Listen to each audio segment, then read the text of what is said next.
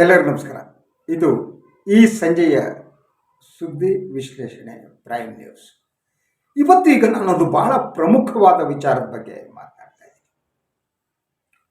ಅದು ಕಾಂಗ್ರೆಸ್ ಪಕ್ಷವನ್ನು ನಿಷೇಧಿಸಬೇಕು ಅನ್ನುವ ಹೇಳಿಕೆ. ಇವತ್ತು ಅದನ್ನು ಬಸನಗೌಡ ಯತ್ನಾಳ್ ಅವರು ಇವತ್ತು ಆ ಹೇಳಿಕೆಯನ್ನು ನೀಡಿದರು. ಇದಕ್ಕೂ ಮೊದಲು ರಾಜ್ಯ ಬಿಜೆಪಿ ಅಧ್ಯಕ್ಷ ನಳಿನ್ ಕುಮಾರ್ ಕಟೀಲ್ ಅವರು ಇದೇ ಹೇಳಿಕೆಯನ್ನು ನೀಡಿದರು. ಒಬ್ಬರು ಯಾವುದೋ ಪಾಸಿಂಗ್ ರಿಮಾರ್ಕ್ ರೀತಿ ಒಂದು ಹೇಳಿಕೆಯನ್ನು ಕೊಟ್ಟಾಗ ಯೂಶ್ವಲಿ ನಾನನ್ನು ಗಂಭೀರವಾಗಿ ಪರಿಗಣಿಸಲ್ಲ. ಆದರೆ ಈಗ ಯತ್ನಾಳ್ ಅವರು ಇವತ್ತು ಅದೇ ರೀತಿಯ ಹೇಳಿಕೆಯನ್ನು ನೀಡಿದಾಗ ನನ್ನ ಮನಸ್ಸಿನಲ್ಲಿ ಕೆಲವು ಪ್ರಶ್ನೆಗಳು ಮೂಡಿದವು. ಕಾಂಗ್ರೆಸ್ ಪಕ್ಷವನ್ನು ನಿಷೇಧಿಸಬೇಕು ಅನ್ನುವ ಹೇಳಿಕೆ ಏನಿದೆ, ಇದು ನಳಿನ್ ಕುಮಾರ್ ಕಟೀಲ್ ಮತ್ತು ಬಸನಗೌಡ ಪಾಟೀಲ್ ಯತ್ನಾಳ್ ಅವರ ವೈಯಕ್ತಿಕ ಹೇಳಿಕೆನ ಅಥವಾ ಭಾರತೀಯ ಜನತಾ ಪಕ್ಷದ ಮನಸ್ಥಿತಿನ ಅವರು ಆ ದಿಸೆಯಲ್ಲಿ ಯೋಚನೆ ಮಾಡ್ತಿದ್ದಾರೆ. ಯಾವುದೊಬ್ಬ ಸಾಮಾನ್ಯ ಕಾರ್ಯಕರ್ತ ಒಂದು ಹೇಳಿಕೆಯನ್ನು ನೀಡಿದರೆ ಅದನ್ನು ಕೆಲವೊಮ್ಮೆ ನಾವು ಅಷ್ಟು ಗಂಭೀರವಾಗಿ ಪರಿಗಣಿಸಬೇಕಾದ ಅಗತ್ಯ ಇರಲ್ಲ. ಏನೋ ಹೇಳಿದ್ರು ಬಿಡಿ ಯಾವುದೋ ಮೂಮೆಂಟ್ನಲ್ಲಿ. ಆದರೆ ಆ ಪಕ್ಷದ ಹಲವು ನಾಯಕರುಗಳು ಇದೇ ರೀತಿಯ ಹೇಳಿಕೆಯನ್ನು ನೀಡಿದರೆ ಆಗ ಅದನ್ನು ನಾವು ಗಂಭೀರವಾಗಿ ಪರಿಗಣಿಸಬೇಕಾಗುತ್ತೆ. ಒಂದು ಪಕ್ಷದ ಒಳಗಡೆ ಈ ರೀತಿ ಚಿಂತನೆ ನಡೀತಾ ಇದೆಯಾ, ಅಥವಾ ಕಾಂಗ್ರೆಸ್ ಪಕ್ಷವನ್ನು ನಿಷೇಧಿಸಿದರೆ ಏನಾಗುತ್ತೆ ಅನ್ನೋದು ಫೀಡ್ಬ್ಯಾಕ್ ಪಡೆಯೋದಕ್ಕಾಗಿ ಈ ಕಾಲಾಳುಗಳನ್ನು ಈ ರೀತಿ ಹೇಳಿಕೆ ನೀಡುವುದಕ್ಕೆ ಬಿಟ್ಟಿದ್ದಾರೆ? ನನಗೆ ಈಗ ಅನುಮಾನ ಪ್ರಾರಂಭ ಆಗಿದೆ. ಇಂತಹ ಒಂದು ಯೋಚನೆ ಭಾರತೀಯ ಜನತಾ ಪಕ್ಷದ ನಾಯಕರುಗಳ ಮನಸ್ಸಿನಲ್ಲಿ ಇರಬೇಕು. ಯಾಕಂದರೆ ಯೂಶುವಲಿ ಒಂದು ಸರ್ವಾಧಿಕಾರಿ ವ್ಯವಸ್ಥೆಯಲ್ಲಿ ಒಂದೇ ಪಕ್ಷ ಇರುತ್ತೆ. ಚೀನಾದಲ್ಲಿ ಒಂದೇ ಪಕ್ಷ ಇದೆ, ರಷ್ಯಾದಲ್ಲಿ ಒಂದೇ ಪಕ್ಷ ಇದೆ. ಅಲ್ಲಿ ಬೇರೆ ಪಕ್ಷಗಳಿಗೆ ಅವಕಾಶ ಇಲ್ಲ. ಬಹುತೇಕ ಕಮ್ಯುನಿಸ್ಟ್ ವ್ಯವಸ್ಥೆ ಇದ್ದರೆ ಅವರು ಒಂದೇ ಪಕ್ಷವನ್ನು ಇಟ್ಕೊಂಡಿರ್ತಾರೆ, ಇನ್ನೊಂದು ಪಕ್ಷ ಅಲ್ಲಿ ಅಸ್ತಿತ್ವ ಇರಲ್ಲ, ನಿಷೇಧಿಸಲಾಗುತ್ತೆ. ಅಂತಹ ಒಂದು ಸರ್ವಾಧಿಕಾರಿ ಮನಸ್ಥಿತಿ ಭಾರತೀಯ ಜನತಾ ಪಕ್ಷದ ಒಳಗಡೆ ಬಂದಿದೆಯಾ? ಯಾಕೆಂದರೆ ಇವರೆಲ್ಲ ಒಂದೊಂದು ಮಾತನ್ನು ಹೇಳ್ತಾರೆ, ತಾವು ಗಮನಿಸಬಹುದು.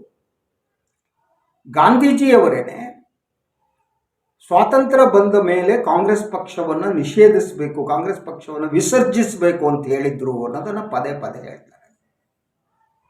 ಅಂದರೆ ಇವರ ಒಳಗಡೆ ಅಂತಹ ಒಂದು ಆಲೋಚನೆ ಇರಬೇಕು. ಯಾಕೆಂದರೆ ಅಂಥ ಒಂದು ಸರ್ವಾಧಿಕಾರಿ ಮನಸ್ಥಿತಿಯತ್ತ ಇವತ್ತಿನ ಪ್ರಭುತ್ವ ಮತ್ತು ಬಿಜೆಪಿ ಸಾಗ್ತಾ ಇದೆ. ಜನತಾಂತ್ರಿಕವಾದ ಮೌಲ್ಯಗಳು ಬಿಜೆಪಿಯ ಒಳಗಡೆ ಕಡಿಮೆಯಾಗ್ತದೆ. ಸಂಪೂರ್ಣ ನಾಶ ಆಗಿದೆ ಅಂತ ಹೇಳಲ್ಲ, ಕಡಿಮೆಯಾಗ್ತಾ ಇದೆ. ಸಂಘ ಪರಿವಾರದ ನಿಯಂತ್ರಣದಲ್ಲಿ ಅದರ ಡಿಕ್ಟೇಷನ್ ಅಂತೆ ನಡೆಯುವ 100ಕ್ಕೆ 100ರಷ್ಟು ನಡೆಯುವ ಪಕ್ಷ ಈಗ ಬಿಜೆಪಿ. ಮೊದಲು RSS ತಮಗೆ ಡಿಕ್ಟೇಟ್ ಮಾಡುತ್ತೆ ಅನ್ನೋದನ್ನು ಬಿಜೆಪಿಯವರು ವಿರೋಧ ಮಾಡ್ತಿದ್ರು. ಇಲ್ಲ ಇಲ್ಲ ಇಲ್ಲ ನಾವೇನು ಹಾಗೆ ಮಾಡಲ್ಲ ಅಂತ ಹೇಳ್ತೀವಿ.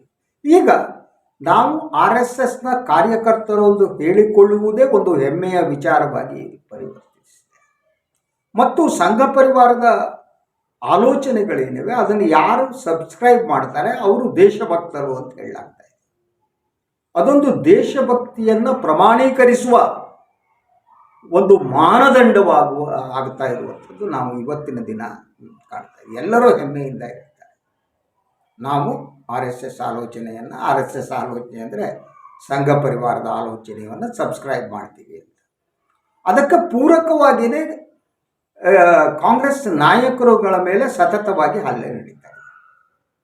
ನೆಹರು ಏನೂ ಮಾಡಿಲ್ಲ, ನೆಹರು ದೇಶವನ್ನು ಒಡೆದರು. ದೇಶವನ್ನು ಒಡೆಯಬೇಕು ಅಂತ ಹೇಳಿದವರು ಸಾವರ್ಕರ್ ಅನ್ನೋದು ಈ ಜಗತ್ತಿಗೆ ಗೊತ್ತು, ದಾಖಲೆಗಳಿವೆ. ಈ ವಿಚಾರದಲ್ಲಿ ಜಿನ್ನಾ ಮತ್ತು ಸಾವರ್ಕರ್ ವಿಚಾರ ಬೇರೆ ಆಗಿರಲಿಲ್ಲ. ದೇಶ ವಿಭಜನೆ ಏನಿದೆ, ವಿಭಜನೆಯ ಜವಾಬ್ದಾರಿಯನ್ನು ನೆಹರು ಅವರ ತಲೆಯ ಮೇಲೆ ಕಟ್ಟಿಬಿಟ್ಟು ಕಾಂಗ್ರೆಸ್ನ ಐಕಾನ್ ಯಾರಿದ್ದಾರೆ ಅವರು ನಾಶಪಡಿಸುವಂಥ ಅಂತಹ ಕೆಲಸವನ್ನು ಬಿಜೆಪಿ ಮಾಡ್ತಾರೆ. ಅಂದರೆ ಕಾಂಗ್ರೆಸ್ನ ಶಕ್ತಿ ಅನ್ನೋದೇನಿದೆ, ಕಾಂಗ್ರೆಸ್ ಪಕ್ಷದ ಶಕ್ತಿ, ಆ ಶಕ್ತಿ ಬಂದಿದ್ದು ಗಾಂಧಿ ಮತ್ತು ನೆಹರು ಅವರಿಂದ, ಸ್ವಾತಂತ್ರ್ಯ ಹೋರಾಟದ ಹಿನ್ನೆಲೆಯಿಂದ. ಅದರ ಜೊತೆಗೆ ದೇಶವನ್ನು ಈ ಹಂತಕ್ಕೆ ತರುವುದರಲ್ಲೂ ಕಾಂಗ್ರೆಸ್ ಕಾಂಟ್ರಿಬ್ಯೂಷನ್ ಇದೆ. ಇವತ್ತು ನೀವು 3 ಟ್ರಿಲಿಯನ್ ಎಕಾನಮಿ 4 ಟ್ರಿಲಿಯನ್ ಎಕಾನಮಿ ಅಂತ ಮಾತನಾಡುವ ಸ್ಥಿತಿ ಇದ್ದರೆ ಅದು ಬುನಾದಿ ಹಾಕಿದ್ದು ಕಾಂಗ್ರೆಸ್ ಅನ್ನೋದರಲ್ಲಿ ಯಾವುದೇ ಅನುಮಾನ ಇಲ್ಲ. ಕಾಂಗ್ರೆಸ್ ಪಕ್ಷ 1991ರ ನಂತರ ನರಸಿಂಹರಾವ್ ಅವರು ದೇಶದ ಆರ್ಥಿಕತೆಯನ್ನು ಮುಕ್ತಗೊಳಿಸಿದ ಮೇಲೆ, ಜಾಗತೀಕರಣವನ್ನು ಒಪ್ಪಿಕೊಂಡ ಮೇಲೆ ದೇಶದ ಆರ್ಥಿಕತೆ ಸುಧಾರಿಸ್ತಾ ಹೋಯಿತು.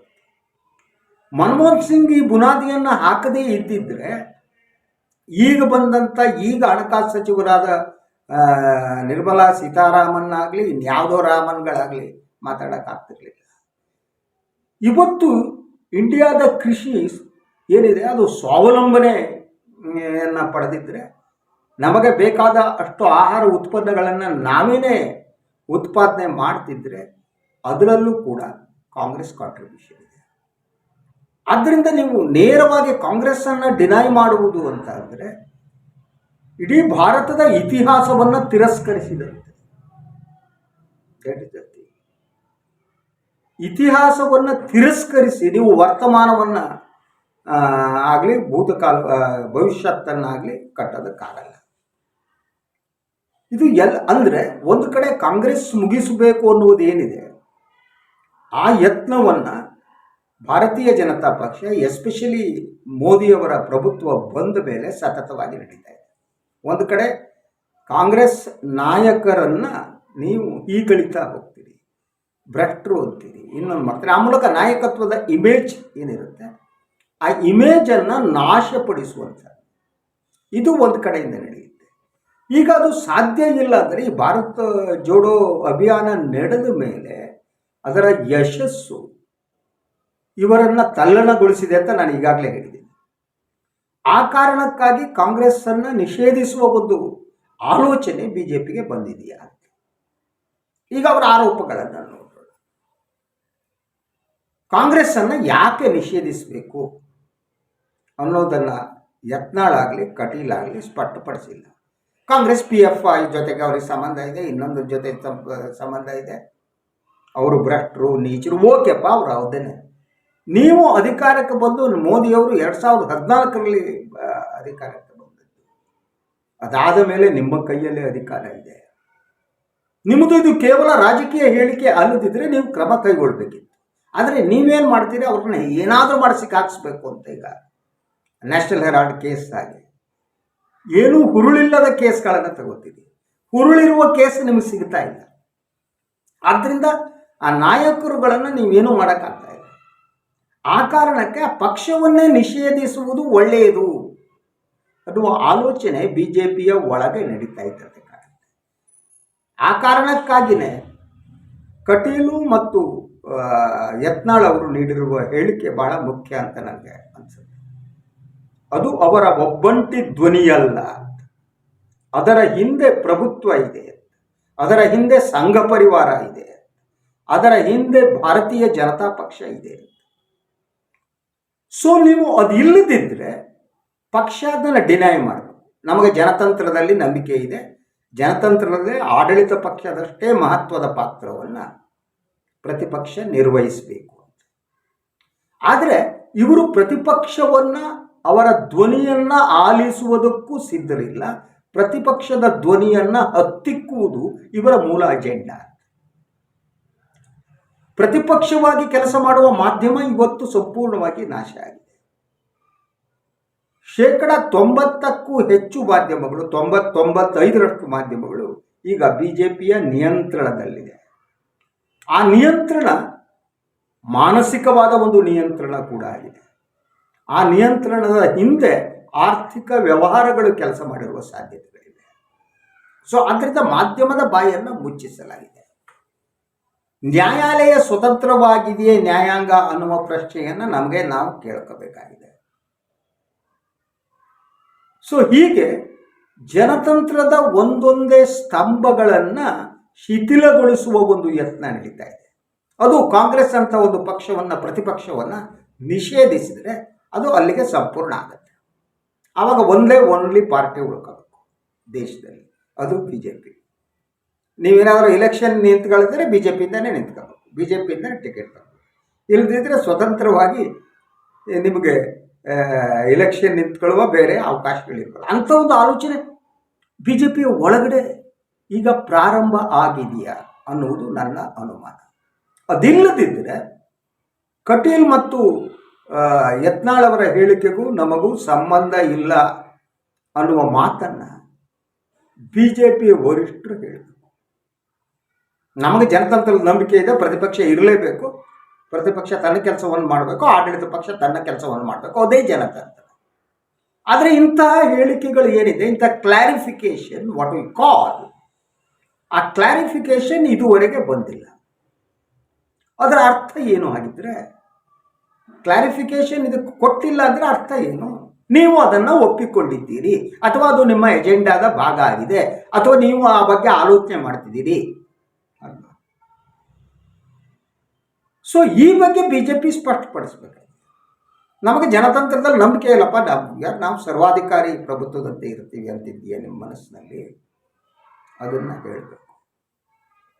ಯಾಕೆಂದರೆ ಈ ಪ್ರಭುತ್ವದಲ್ಲಿರುವ ನೀಡುವ ಹೇಳಿಕೆ, ಪ್ರತಿಪಕ್ಷಗಳು ಸ್ವಲ್ಪ ಆ ಕಡೆ ಈ ಕಡೆ ಹೇಳಿಕೆ ನೀಡ್ಬೋದು, ಯಾಕಂದರೆ ಅವ್ರ ಕಲೆ ಅಧಿಕಾರ ಇಲ್ಲ. ಆದರೆ ಆಡಳಿತ ಪಕ್ಷ ಹೇಳಿಕೆ ನೀಡುವಾಗ ಅದಕ್ಕೆ ಜವಾಬ್ದಾರಿ ಇದೆ. ನೀವು ಕಾಂಗ್ರೆಸ್ ಪಕ್ಷದ ಮೇಲೆ ನೀವು ಮಾಡುವ ಆರೋಪಗಳೇನಿವೆ ಅದನ್ನು ಒಂದು ತಾರ್ಕಿಕವಾದ ಅಂತ್ಯಕ್ಕೆ ತೆಗೆದುಕೊಂಡು ಹೋಗಬೇಕಾದ್ದು ಅಧಿಕಾರದಲ್ಲಿದ್ದವರ ಜವಾಬ್ದಾರಿ ಮತ್ತು ಹೊಣೆಗಾರಿಕೆ. ಆದರೆ ಅದು ಯಾವ ಕೆಲಸವನ್ನು ಮಾಡಲ್ಲ. ಪ್ರತಿಯೊಂದಕ್ಕೂ ಕೂಡ ಮುಸ್ಲಿಂ ತುಷ್ಟೀಕರಣ ಅನ್ನುವ ಮಾತನ್ನು ಹೇಳಲಾಗ್ತಾ ಇದೆ. ಯಾವುದ್ಯಾವುದೋ ಸಂಘಟನೆಗಳು ಇದ್ದರೆ ಅದರ ಜೊತೆ ಕಾಂಗ್ರೆಸ್ಸಿಗೆ ಸಂಬಂಧ ಇದೆ ಅಂತ ಆರೋಪ ಮಾಡಲಾಗ್ತಾ ಇದೆ. ಯಾವ ರೀತಿಯ ಸಂಬಂಧ ಇದೆ? PFIಗೂ ಕಾಂಗ್ರೆಸ್ಗೂ ಸಂಬಂಧ ಇದೆ ಅಂತ ಆದರೆ ಅದು ಪ್ರೂವ್ ಮಾಡಿ. ನೀವು you will have to prove it. ನೀವೀಗ ಪ್ರತಿಪಕ್ಷದಲ್ಲಿ ಇಲ್ಲ, BJP ಅರ್ಥ ಮಾಡ್ಕೋಬೇಕಾದದ್ದು ಇದು ಆಡಳಿತ ಪಕ್ಷ.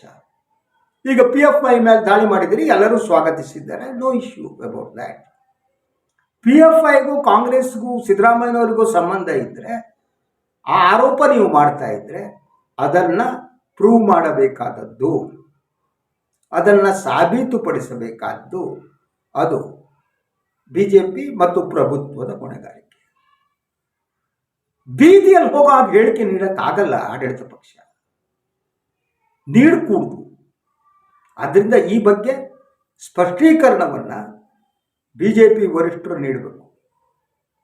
ಕಾಂಗ್ರೆಸ್ ಪಕ್ಷವನ್ನು ನಿಷೇಧಿಸುವ ಆಲೋಚನೆ ಭಾರತೀಯ ಜನತಾ ಪಕ್ಷಕ್ಕೆ ಇದೆಯಾ, ಕೇಂದ್ರ ಪ್ರಭುತ್ವಕ್ಕೆ ಇದೆಯಾ? ಅದು ಸುಲಭ ಅಲ್ಲ ಈ ದೇಶದಲ್ಲಿ. ಅದು ಬೇರೆ ನ್ಯಾಯಾಂಗ ಸ್ಟಿಲ್ ಇಟ್ ಈಸ್ ಪವರ್ಫುಲ್. ನೀವು ಕಾಂಗ್ರೆಸ್ಸನ್ನು ನಿಷೇಧಿಸ್ಬಿಟ್ಟು ನೀವು ಕೂತ್ಕೊಳ್ಳೋಕ್ಕಾಗಲ್ಲ, ಅದು ಸಾಧ್ಯವೂ ಇಲ್ಲ. ಅದು ನಮ್ಮ ಸಂವಿಧಾನ ವಿರೋಧಿ ಆದದ್ದಾಗತ್ತೆ, ಅದು ನ್ಯಾಯಾಲಯದಲ್ಲಿ ಕೂಡ ನಿಲ್ಲಲ್ಲ. ಆದರೆ ಸಾರ್ವಜನಿಕರ ತಲೆಯಲ್ಲಿ ಏನೋ ತುಂಬೋದು, ಕಾಂಗ್ರೆಸ್ಸು ಹೀಗಿದೆ ಅವ್ರು ನಿಷೇಧಿಸ್ಬಿಡ್ತೀವಿ ಅನ್ನೋ ವಾತಾವರಣವನ್ನು ಸೃಷ್ಟಿಸೋದು. ಆದರೆ ಇವತ್ತು ನಮ್ಮ ಭಾರತೀಯರು ಕಿವಿ ಮೇಲೆ ಹೂವು ಇಟ್ಕೊಂಡು ಕೂತ್ಕೊಂಡಿಲ್ಲ, ಅವ್ರ ಕಿವಿ ಮೇಲೆ ಲಾಲ್ಬಾಗೋ ಕಬ್ಬನ್ ಪಾರ್ಕೋ ಇಲ್ಲ. ಅವರು ಆಲೋಚನೆ ಮಾಡಬಲ್ಲವರು. ಸತ್ಯ ಸುಳ್ಳುಗಳ ನಡುವೆ ವ್ಯತ್ಯಾಸ ಗೊತ್ತಾಗುತ್ತೆ. ಯಾಕಂದರೆ ಈ ದೇಶಕ್ಕಂಥ ಒಂದು ಪರಂಪರೆ ಇದೆ, ಗಾಂಧಿ ಅಂತ ಪರಂಪರೆಯನ್ನು ಅವ್ರು ಕಟ್ಕೊಟ್ಟಿದ್ದಾರೆ. ಸತ್ಯ ಅನ್ನುವುದೇನಿದೆ ಅದು ಎಷ್ಟು ಮಹತ್ವ ಗಾಂಧಿ ತಿಳಿಸ್ಕೊಟ್ಟಿದ್ದಾರೆ, ಗೋಡ್ಸೆ ತಿಳಿಸ್ಕೊಟ್ಟಿಲ್ಲ. ಗೋಡ್ಸೆ ಹಿಂಸಾಚಾರವನ್ನು ತಿಳಿಸ್ಕೊಟ್ಟಿದ್ದಾರೆ, ಗೋಡ್ಸೆ ಬಂದೂಕು ಹಿಡಿಯುವುದನ್ನು ತಿಳಿಸ್ಕೊಟ್ಟಿದ್ದಾರೆ, ಗೋಡ್ಸೆ ಕೊಲೆ ಹಿಂಸೆಯಲ್ಲಿ ನಂಬಿಕೆ ಇರುವುದು.